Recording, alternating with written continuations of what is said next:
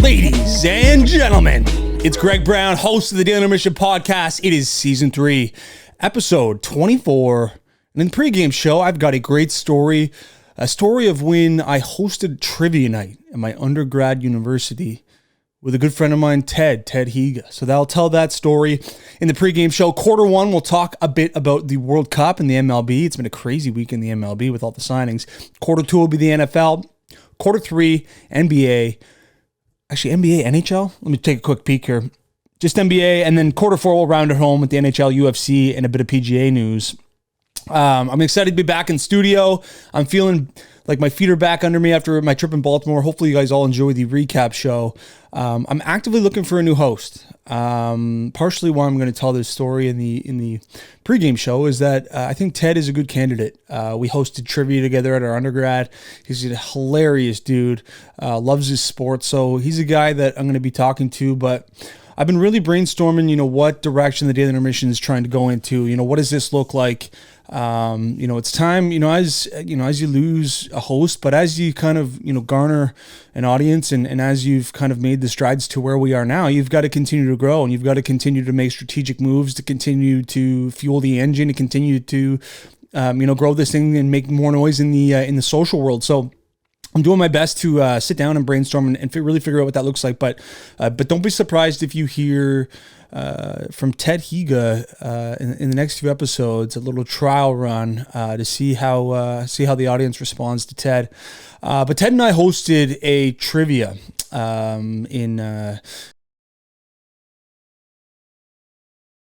So in our undergrad, every Wednesday at the student bar, there'd be trivia. We hosted. It was unbelievable. We got like $40 each every time we did it, and we got free drinks, which wasn't great for my drinking habits during my undergrad. I'm not going to lie. I was a social guy. I don't know if you consider it being an alcoholic in your undergrad university if you drink, a few times a week. Like Thursday and Saturdays for my friends and I were like staples. Like Fridays, we didn't have school because we were business students. Like Thursday, we were going to the bar. Saturdays, obviously, it's universally when you're from 19 to 25, even later on, like you're having drinks. It's Saturday night.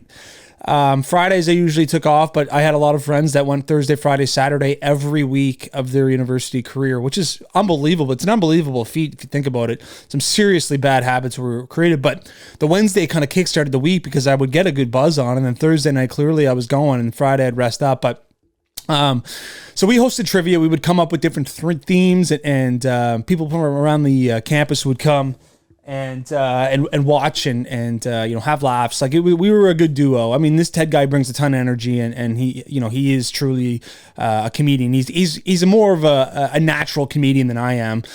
Similar to Nate in the sense where they're very witty, very loud. He's a good character. So we used to host trivia, and so one night we did Disney trivia, Family Channel, Disney Channel. So we were, it was a good theme, brought out a good crowd, but we had not realized that at the bar that night, it was the LGBTQ society and they had all of their members in, but we were unaware of this. We had no idea. So there was this big collection of diverse individuals who were there in the audience and we had no idea.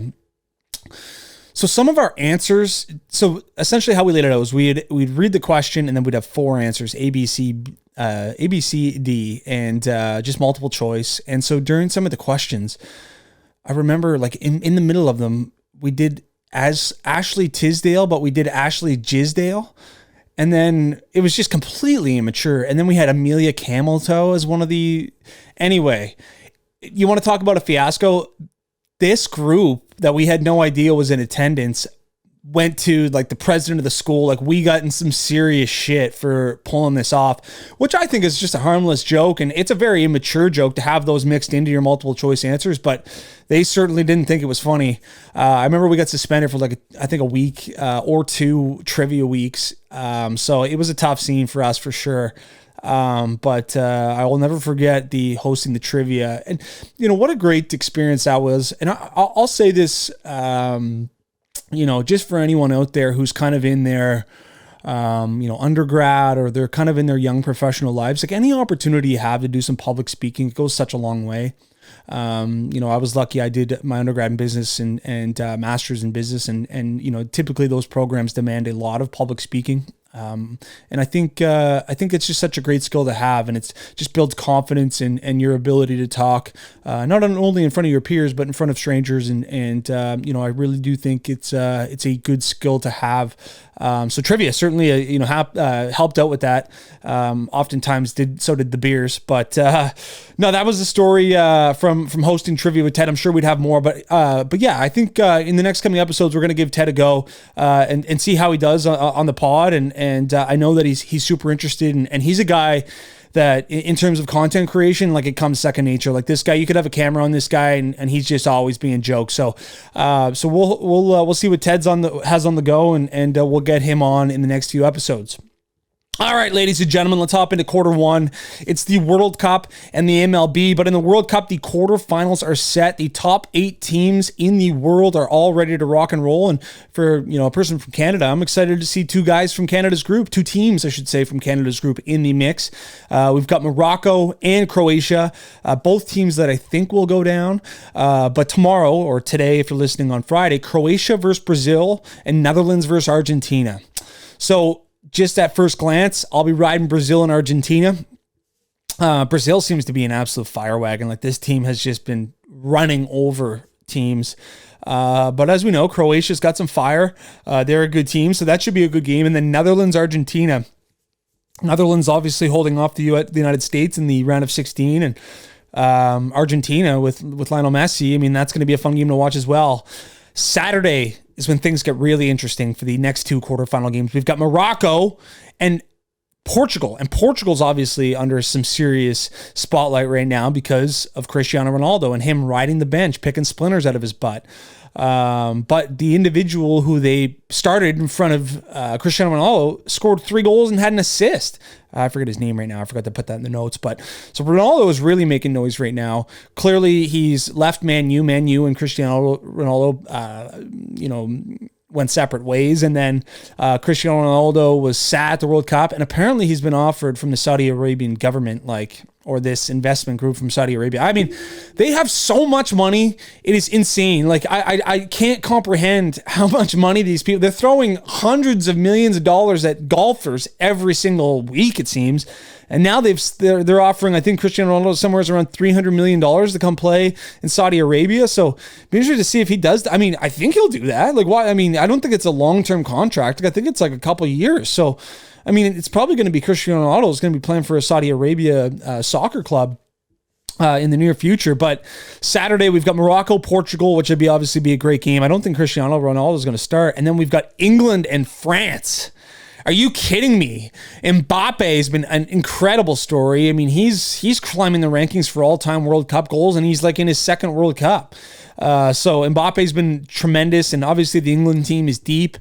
So that's going to be a really exciting match. Probably the highlighted match of the quarterfinals, England versus France, and obviously we know the history of the tension between the French and the English. So that will certainly be a great matchup on Saturday afternoon around 3:00.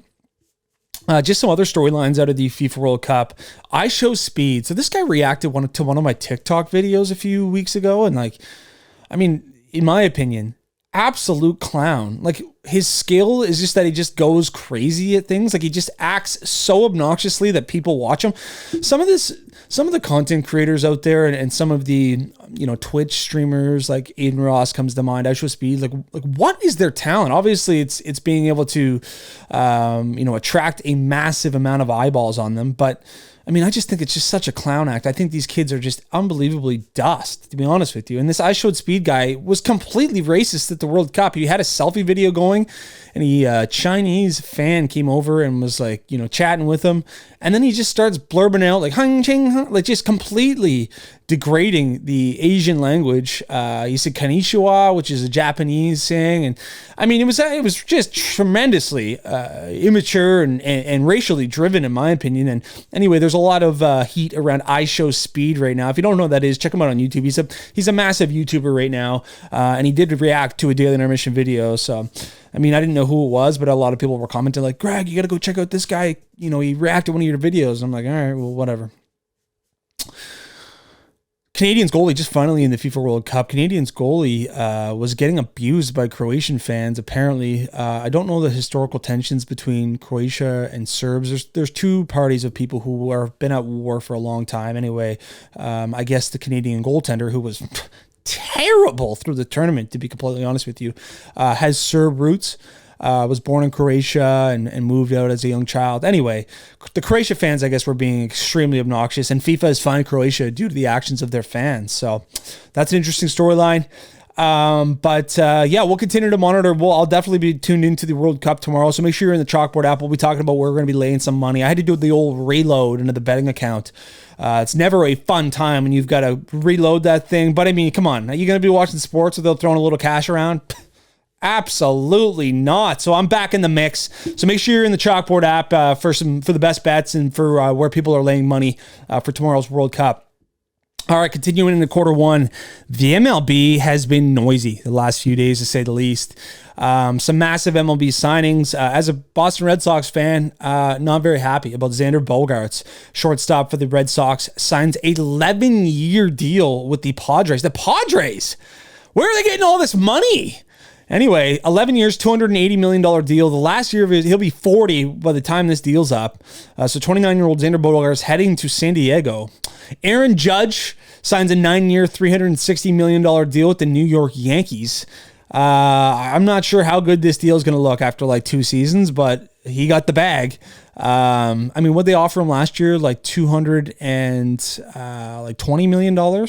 So he pegged on, he bet on himself, and he pegged on another 160, 70, 80 million. So nice work from Aaron Judge. The last year of his contract, he'll be age 39 at the end of that 9 years, obviously 30 years old right now. So, I mean, I can't see that being an overly attractive contract after the next 2-3 years.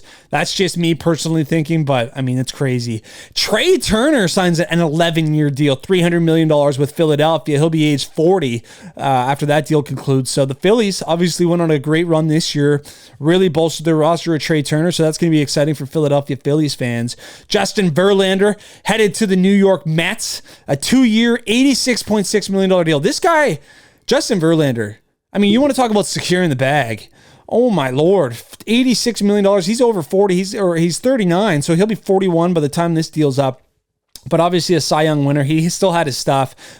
Great win in the last series to win the World Series this year. So Jacob deGrom is leaving the New York Mets and heading to the Texas Rangers on a 5-year, $185 million deal. So Jacob deGrom to Texas. And Wilson Contreras, 5-year deal, $87.5 million with the St. Louis Cardinals. So those are some big names that have moved around in the last few days. Obviously, we'll see what happens. This 11-year contract that's been kind of floating around to some players, absolutely obnoxious. 11 years. But it's been crazy, man. I think the biggest surprise for me is Xander Bogaerts. Trey Turner, obviously a bit of a surprise as well, but we'll see what happens. The Dodgers are going to be making some more noise. I think the Red Sox should get in the mix here soon. Obviously, they brought over the Braves closer, but I think the Red Sox are going to have to replace their shortstop. That's for sure. So we'll see what happens there. The MLB continues to be noisy in free agent time over in Major League Baseball. All right, ladies and gentlemen, it's time for quarter two, and we're going to talk a little bit of NFL football. I'm going to bring up the NFL game slate this week because we're going to go through the games. My 3 best bets every week. I hope you guys are watching that on TikTok and Instagram. I give out 3 best bets that I think are kind of like the most locks or the spreads that I like the most, and they haven't been too bad. We've had a few sweeps. I think we've only had 1 and 2 weeks. We've never gone 0-3. So that's fairly promising. And this week will be no different. So I should say that Von Miller is out for the year. Obviously a huge hit to the Buffalo Bills D-line. He tore his ACL. He was going in for like a knee scope, and they realized that his ACL was torn. So that's tough news for Buffalo Bills fans. So hopefully they can do it by committee moving forward, because I know they have some serious Super Bowl aspirations. Odell Beckham Jr. So this is a massive story right now. So Odell Beckham Jr. obviously getting healthy, or is he healthy? So he's visited the New York Giants, the Buffalo Bills, the Dallas Cowboys, but he won't work out for them. He has refused to do workouts for those teams. So it's interesting. It's like, is he healthy? Is he ready to go? What is the deal with Odell Beckham Jr.? So it sounds like the Cowboys are kind of the front runners. He was sitting front row at a Mavericks game with Micah Parsons and Trevon Diggs. So we'll see what happens there with Odell Beckham Jr. I think he's a tad overrated in my opinion. He's a great route runner, don't get me wrong, and he makes phenomenal catches. But I mean, you're gonna have to be really careful with how long you're signing this guy for and how much money you're signing this guy for. But Odell Beckham Jr. probably going to be finding a new home here in the next few days, if not weeks. Thursday Night Football tonight, or yesterday night if you're listening on Friday morning, we've got the Raiders taking on the Los Angeles Rams, and Baker Mayfield might be suiting up for the Los Angeles Rams. Would be unprecedented. He's been signed midweek, so we'll see what happens with Baker Mayfield if he does suit up for the Los Angeles Rams, because they are just depleted at the quarterback position. Warford last week looked like garbage. I think he's injured. Matthew Stafford obviously done for the season with a concussion, and then you've got Bryce Perkins, who looked like he was throwing absolutely plastic-wrapped muffins when I watched him play. So we'll see what happens at the quarterback position for the Rams. But obviously they are depleted. They do not. This is just one of the worst seasons I've ever seen a Super Bowl champion follow up with. The Raiders have been on a bit of a tear. They've won 3 in a row. They're 6.5-point favorites, and I'm going to ride with the Raiders. That might come as a surprise to some people, but I am riding the Raiders this week. They're kind of clawing back into playoff contention. They're only a game back of the Patriots. Only I think a couple games back. So if they can continue to ride and continue to win games, they might be sniffing around for a playoff berth. So I'm going to ride the Raiders minus 6.5 on Thursday Night Football. Moving into the Sunday slate, we got the Ravens on the road in Pittsburgh. Pittsburgh 2.5 favorites at home. The Ravens are banged up. There's no way around it. Lamar Jackson doesn't sound like he's going to play, so it's going to be Tyrone Huntley. I'll ride the Steelers 2.5 at home, minus 2.5. I mean, I'm not sold on the Ravens backup quarterback, and the Pittsburgh Steelers defenses look better, and Kenny Pickett's looked okay. So I'll ride the Steelers at home. The Lions are minus 2 favorites at home versus the Vikings. This is an interesting line here.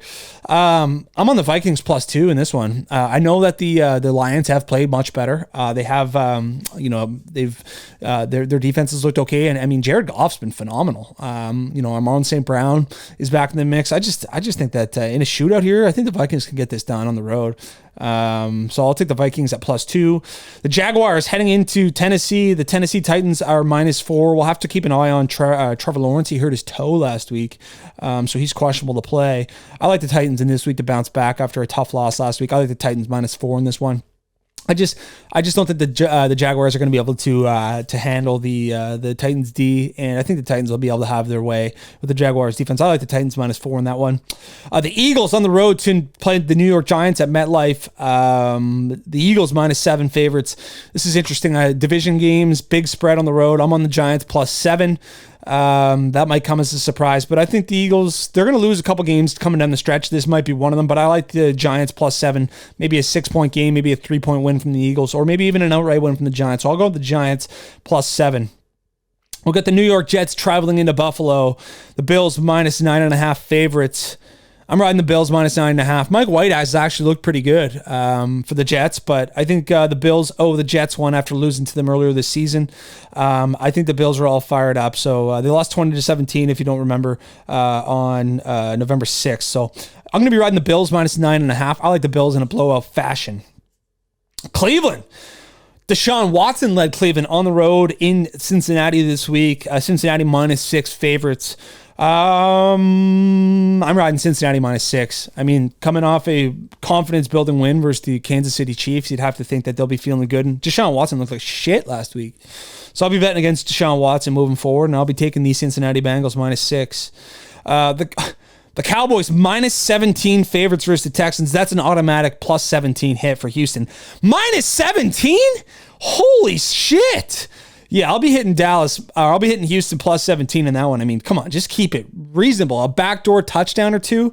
Holy shit, who do they think the Cowboys are? The Kansas City Chiefs on the road in Denver, or I should say Kansas City minus 9.5 favorites. This is tricky here. I'll probably ride Kansas City minus 9.5, but this might be a game where Russell Wilson kind of starts to ball out. We'll see. I'm on the Chiefs early in the week, minus 9.5.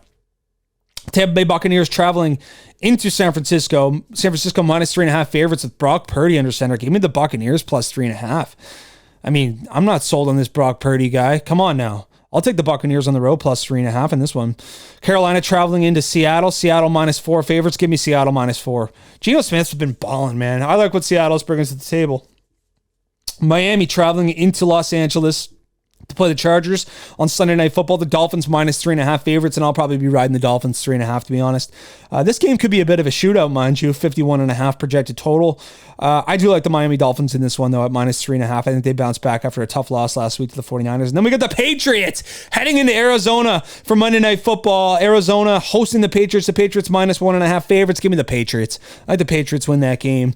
So we'll see what happens. But that's just kind of the original, or that's the initial look at Sunday's slate in the NFL. So those are my predictions. Obviously, if you want my full breakdown, I think I'm going to go live with Andy Eager on Sunday. So we'll talk about the full slate. And if you have some questions on some games or you've got some predictions, but I'll give out my 3 bet favorite lines on Sunday, and we'll continue moving and grooving. All right, ladies and gentlemen, moving into quarter 3. We got some NBA talk to get through. The Lakers played the Toronto Raptors last night, and the Lakers were without Anthony Davis, without LeBron James, without Patrick Beverley. I mean, their starting lineup was absolutely obnoxious. The fact that Toronto Raptor fans were in the building paying massive amounts of money to watch this Lakers team, that's interesting right now. I think for me, with all of the injuries across the NBA, with all of the players that take days to rest, it sucks for fans that are paying massive amounts of money to go to these games. I mean, what does the NBA do? I mean, if I were a Toronto, can you imagine? I was talking about this with a buddy last night. Can you imagine, a dad, circled this on the calendar. He, set aside a lot of money, set aside $1,000, $1,500 to bring his son to watch LeBron James or to watch the Lakers. They're diehard Lakers fans, and they get there and, and they've got tickets, and LeBron doesn't play. AD doesn't play. You get Russell Westbrook coming off the bench just buzzing around out there. I mean, it would have been terrible. So that's tough, but I just was so amused. I posted it on the story. Many of you would have seen at the Lakers starting lineup. It was absolutely terrible. Kyrie Irving has been dropped by Nike due to the anti-Semitism comments and his shoes. Last night made a statement. He's blacked out the Nike stripe swoosh, and he put insert logo here. He made a bunch of comments over it, so in writing. So, where's Kyrie going to sign next? Here's my prediction. Could be a hot take. Big Baller Brand. I can see Big Baller Brand wrapping up Kyrie. Kyrie be the second face of Big Baller Brand with the Ball brothers. Makes sense to me. We'll see what Kyrie Irving has for a deal in line. Maybe nobody will deal with Kyrie moving forward. Maybe he'll have his own independent shoe company. Might be an opportunity for Kyrie. So we'll see what happens there. Giannis is just coming off his birthday. Giannis Antetokounmpo. And in the media, the media member asked him what he wanted for his birthday. And he said, maybe some nice watches, some nice jewelry, a cake, and maybe when he puts his kids to bed, maybe to get freaky in the sheets. What a comment from Giannis Antetokounmpo to say, I want to get freaky. I mean, I feel bad for his wife. I mean, I can't imagine what she's feeling like after a freaky night with an individual that's that size. But anyway, we'll move on from that. Giannis was looking to get freaky on his birthday. It was announced this week that the NBA is loosening its high school basketball scouting rules. So NBA scouts will be able to go to these high-profile high school basketball player showcases. And, as it's getting more popular for high school students, to go, into these overtime leagues and the G League and different leagues like this, the NBA has now loosened scouting for these high school students. So you'll be starting to see some NBA scouts at some high school games. Cool there. I had to give some love to the Boston Celtics here because they've been such an absolute wagon. Their big mini 3 of Jason Tatum, Jaylen Brown, and Marcus Smart is just unbelievable. I mean, they keep on stomping teams. They stomped the Phoenix Suns last night, one of the top teams in the Western Conference. This team is poised to go on a nice run this year. Obviously, they went to the finals last year, but they are looking even better. And they've got 3 guys in the top 5 of the league of 3-point shooting percentage. None of them named Tatum, Brown, or Smart. Malcolm Brogdon, Grant Williams, and Al Horford, all top 3 at 3-point percentage. I mean, this team is just so deep. They can win in so many different ways. And they played the Raptors the other night, and in the third quarter, they just completely dominated. I can't get over how much of a dog Marcus Smart is. Obviously, the reigning defensive player of the year, but this guy is an absolute workhorse. And that's the type of basketball player I love, man. He comes in, night in, night out, and he's ready to rock. He plays so hard. And it's just like, man, can some other players, some other superstars take a page out of his book? He works his fucking bag off night in, night out. What an absolute wagon. Another thing I wanted to note in the NBA, the Sacramento Kings and the Utah Jazz are ranked 5th and 6th, or they sit in 5th and 6th in the Western Conference right now. That's absolutely insane. That is going to change. Let's start betting against these guys more frequently. So make sure you get in the Chalkboard app NBA section. I'll be telling you if I'm betting against the Kings or the Jazz that night, which most likely I will be. All right, folks, quarter 4, final quarter. We're talking NHL, we're talking UFC, and we're talking PGA Tour. And Tage Thompson last night put on an absolute clinic. Buffalo headed into Columbus, and they were up 6-0 in the first period. Tage Thompson had 4 goals, ended up with 5 goals in the game. This kid's an absolute stud. I remember I mentioned him a few episodes ago, how I was a big fan of him. Man, he's an absolute freak of nature. He's 6'7". His dick hangs down to the ice. It's almost a unfair advantage, but man, this guy's an absolute stud. Tage Thompson, take note of this guy. This Buffalo Sabres team is going to be unreal, man. Once they get some goaltending figured out, once their young guys grow into superstars, Rasmus Dahlin's already well on his way. Tage Thompson's well on his way. Jeff Skinner looks a lot better. Alex Tuch's been a stud. Dylan Cousins is going to grow into his own. Owen Power, who could forget the number 1 overall pick from last season. I mean, this team is going to be a wagon once they get some things sorted out. So I really like this Buffalo Sabres team, and Tage Thompson coming off a 5-goal game. Last night, the Oilers put on an absolute clinic, beat Arizona 8-2, and you know Connor McDavid's mouth was watering when they circled the Arizona Coyotes on this schedule. He had 2 goals, 2 assists. He now has 52 points in 27 games. Is now leading the league in both points and goals. He passed Jason Robertson last night in goals. I think he's going to win the Rocket. I hope he wins the Rocket, man. I guess on that note, I should mention that the top Canadian Athlete of the Year was given out, a very prestigious award in Canada, and Marie-Philippe Poulin won the award, obviously gold medalist, the Olympics gold medalist at the Women's World Hockey Championships. So shout out to Marie-Philippe Poulin, who won the Northern Star, the top Canadian athlete for the 2022 year. So Marie-Philippe Poulin, shout out. But continuing on, Alexander Ovechkin is now 99 goals away from 99. So what do we think of 3 more years? He's going to do it. He'll be staying in the NHL for 99 more goals. So that's so exciting for modern day hockey fans. And well, shout out to Nate. Shout out to Nate, former host of the Daily Intermission. Huge fan of Alex Ovechkin, and he's definitely excited about that feat. World Junior tickets, man. I've been looking at them to go into Halifax and watch a game. They're outrageous. It's like $700 to sit and watch a World Junior game. This is in Halifax, Nova Scotia, mind you. Like, we don't, like, it's not, a booming economy by any means. So I don't know who's going to be sitting at the World Juniors or who's paying $700 a seat. But like, if you wanted to bring your son to a game, $1,500 you're paying, like, get the fuck out of here. But Shane Wright's announced that he'll probably join that team. You're going to have Connor Bedard. It's certainly going to be an amazing team to watch. Team Canada is going to win a gold in Halifax, which is unreal. But World Junior tickets, I mean, can we bring the prices down for a guy like the kid? Or if anybody's going to be in Halifax during the World Juniors and you've got some ticket connections, get me in there. I'd love to get in there and get in the mix with you. I will do a beer tower. I'll do whatever you need. But UFC 282 is this weekend on Saturday. It is the light heavyweight belt on the line with Blankovic versus Ankalaev. Not sure, though. I butchered those 2 names, but those 2 will be fighting. Those 2 guys obviously are going to have a great fight for the light heavyweight belt, but I'm more interested in the Paddy Pimblett fight versus Jared Gordon, and the Darren Till making his return. Obviously a big fan of Darren Till. He'll be fighting Duplessis, an exciting fighter from South Africa. So those are going to be some great fights. And this Royal Rosas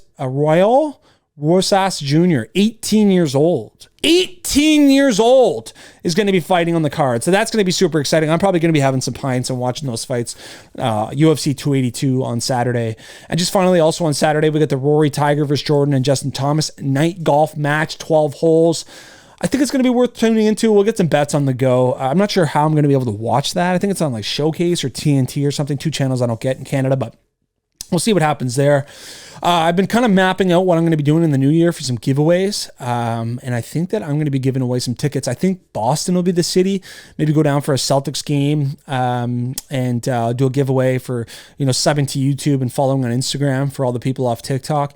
And so we'll do a giveaway. Those people who are both subbed to the YouTube and both followed the Instagram will get into a raffle to watch. Maybe I'll do a game on Friday and a game on Sunday, or Friday, Sunday, and we'll go out for beers and we'll have the full daily intermission experience. So keep an eye out for that competition. That will be set up sometime in the new year. Keep an eye out for the golf pool. But listen, ladies and gentlemen, as always, I really appreciate you guys tuning in. Make sure you 5-star the episode. Make sure you're on the YouTube page. Make sure you're in the Chalkboard app. Make sure you're on the Instagram page. Make sure you're just absolutely humming into the Daily Intermission, content world every single day. I appreciate you guys. Listen, everybody have yourselves a fantastic weekend. I'll be back on Tuesday. Let's fucking go.